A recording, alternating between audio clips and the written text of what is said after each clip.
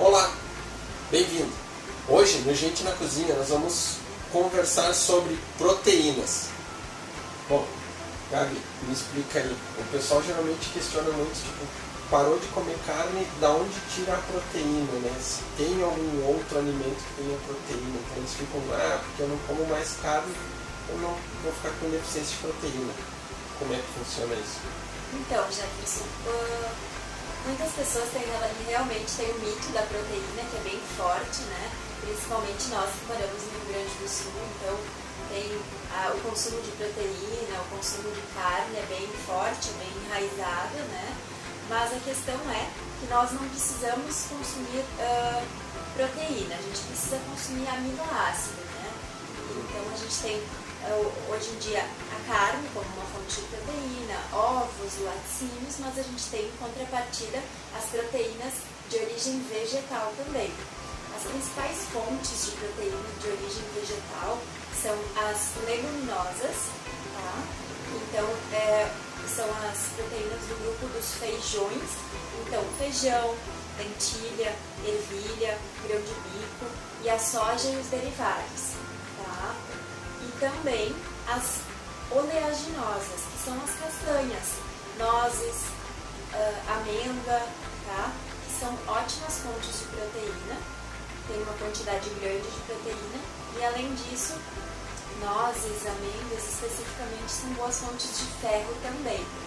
Então, também é interessante falar que as fontes de proteína vegetal também são importantes fontes de ferro. Então, tem a questão complementa as duas coisas, tem a preocupação com ferro, zinco, mas essas proteínas de origem vegetal também, além de serem ótimas fontes proteicas, têm esse mineral em uma boa quantidade também. Que daí já quebra aquele paradigma de que a pessoa vai ficar anêmica. Isso, exatamente, que a carne vermelha é uma boa fonte de ferro, né? Mas a gente tem o ferro também nos alimentos de origem vegetal, uma boa quantidade, uma quantidade suficiente para eu e você, né, desenvolvermos todas as funções. Você comentou em relação às quantidades, né? Hoje, assim, diariamente a gente tem que ingerir mais ou menos quanto de proteína? O indicado para pessoas normais, saudáveis, assim, que não são atletas, enfim, é 0,8 gramas de proteína por quilo de peso. Só para te ter noção, um indivíduo de 60 quilos precisa de 48 gramas de proteína por dia. Para atingir essas 48 gramas de proteína, não é difícil. O que precisa? Tá?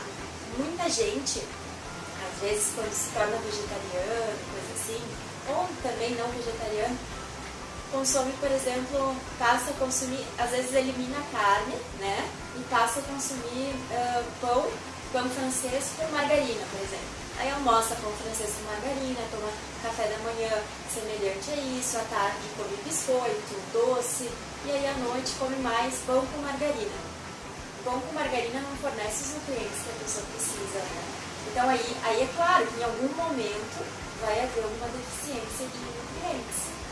Mas, numa alimentação saudável, então, a pessoa precisa ingerir no almoço, então, carboidratos cereais integrais de preferência, leguminosas, então são os feijões, né? Então feijão, um arroz de preferência integral, verduras, né? Brócolis, espinafre, as folhas verdes que são também boas fontes de proteína, né? O brócolis e o espinafre são ótimas fontes proteicas e isso. Ok. Então, viu, não tem desculpa para dizer que comer carne é por causa da proteína. Então, dá sim para ter uma baita de uma alimentação saudável, sem estar ingerindo carne, né, e derivados de animais, e ter realmente aí toda a fonte de proteína que precisa dos legumes aí. Okay? É importante lembrar também, Jefferson, que a variedade é muito importante. Então, nenhum alimento de origem vegetal ou animal fornece todos os aminoácidos, todos os nutrientes que o nosso corpo precisa. Ou cair no erro de comer só ele seguidamente. Feijão é uma ótima fonte de proteína, mas você comer somente feijão todos os dias não vai te suprir as necessidades. Então, dá uma variada. Um dia alguns dias da semana feijão, depois na semana seguinte muda para grão de bico, lentilha, derivados da soja. Então é muito importante ter essa variedade na alimentação.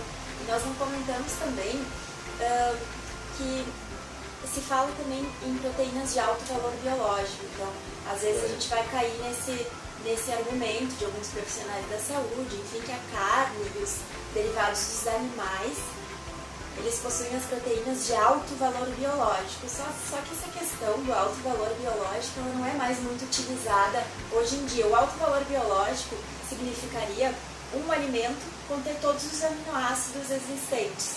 Tá? E isso acontece na questão da carne, por exemplo.